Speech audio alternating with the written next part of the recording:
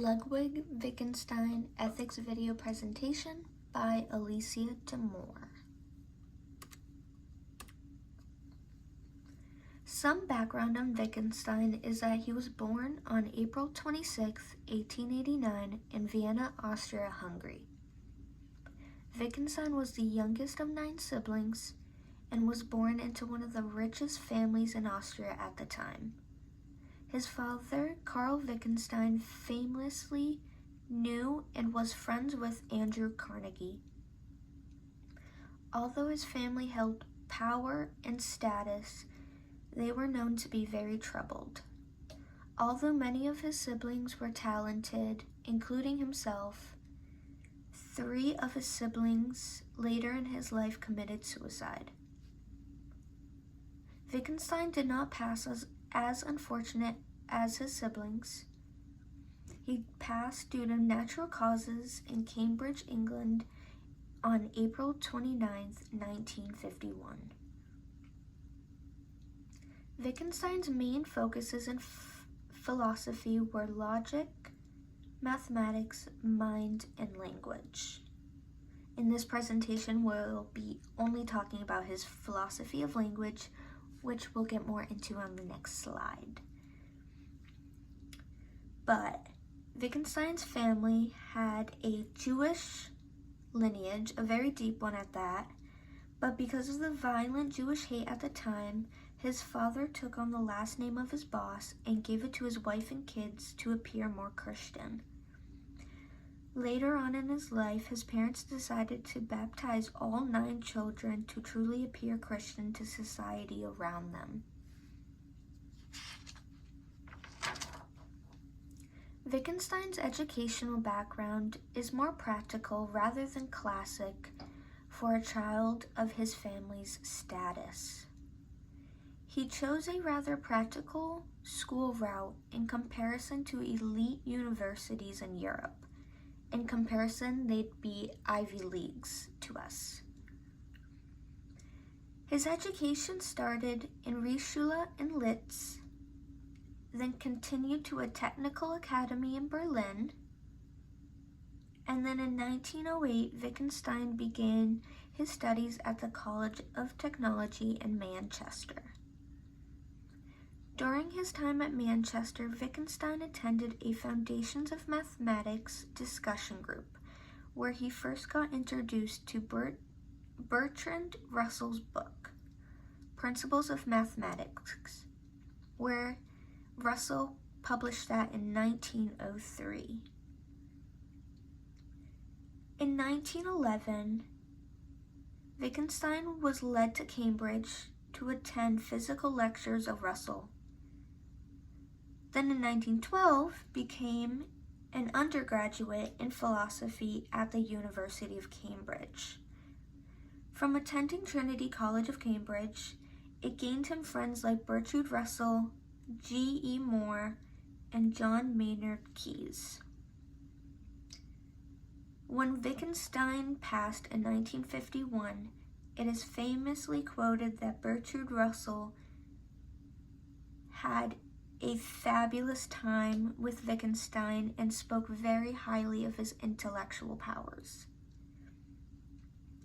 Wittgenstein also gained a regular seat in the famous discussion group, the Moral Sciences Club.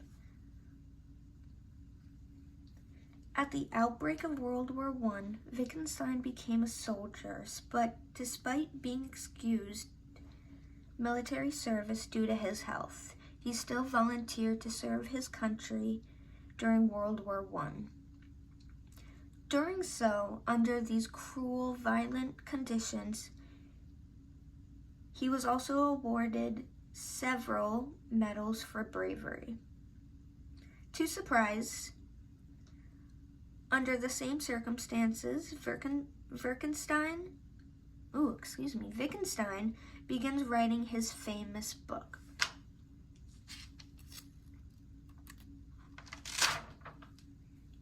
Wittgenstein unfortunately published only one book in his lifetime, called the Tractatus Logico-Philosophicus.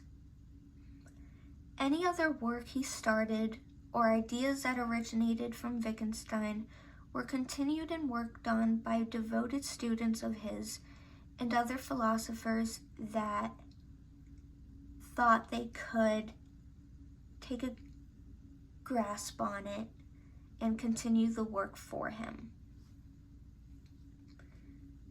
Wittgenstein's inspiration came from his teachers around him, like Arthur Schopenhauer, excuse my pronunciations, Bertrude Russell, Gottlob Frege, and his most famous inspiration comes from Immanuel Kant.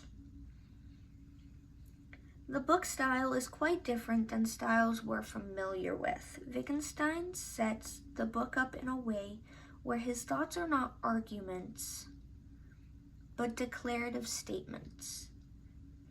He wanted his work to be concise and straightforward, so he numbered all his work into an organized 525 bulleted paragraph style.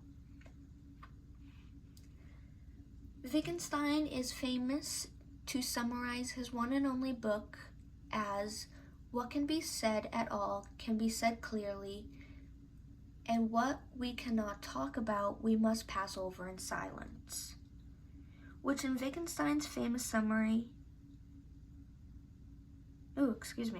his overall design of the book is to identify the relationship between language and reality. Wittgenstein also requested his book to be translated to English, which was successfully done by James Ramsay just a year after Wittgenstein published his book in 1911. Wittgenstein begins his track with how can thought or language represent the world, or what the world can represent in order to be represented by thought or language. Wittgenstein discusses the nature of reality and the logical form of language. He chooses to talk about this idea from a logical viewpoint, which he is greatly known for.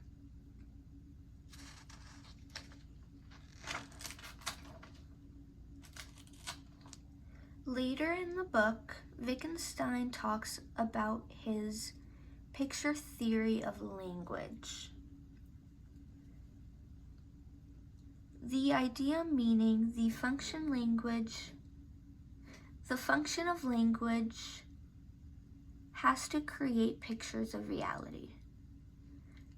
That's why Wittgenstein believes language carries meaning. In his eyes, when language is used correctly, it will form universal models. Whether the language is different, the model is to be the same. That's when it's meaningful. Later in the book, he takes a turn and talks about the consequences of language that is Later in the book, he takes a turn and talks about the consequences of language that is unable to create models of reality. Stated in the book 211, the picture presents the facts in logical space, the existence and non-existence of atomic facts. And 212, the picture is a model of reality. Wittgenstein underlyingly argues that language cannot form pictures. Pictures of reality are meaningless. So one of the main aspects of his work becomes clear that he's trying to show what is meaningful and meaningless through the function of language and the ability to create pictures and models of reality. And here are some more links and information if you'd like to learn more about Mr. Ludwig Wittgenstein.